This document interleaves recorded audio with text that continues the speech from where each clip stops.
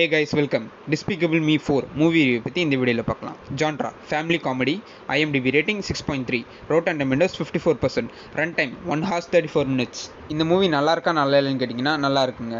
இது family watch movie தான். So கிட்ஸை கூப்பிட்டு போய் தாராளமாக தேட்டரில் போய் பார்க்கலாம். இந்த மூவி மஸ்ட் வாட்சா இல்லையான்னு கேட்டிங்க, ஆமாங்க மஸ்ட் வாட்ச் தான். டிஸ்பிகபிள் மீ ஃபிலிம் சீரிஸ் இதுக்கு முன்னாடி உங்களுக்கு பிடிச்சிருந்ததுன்னா இது உங்களுக்கு ரொம்ப பிடிச்சிருக்குங்க. Music screen play was excellent, available in Tamil, English, Hindi languages. So இந்த படம் பார்க்கும்போது போர் அடிக்குமான்னு கேட்டிங்கன்னா கொஞ்சோண்டு அடிக்கும். ஸோ அது ஒன்றும் பிரச்சனை இல்லை, இருந்தாலும் தாராளமாக பார்க்கலாங்க.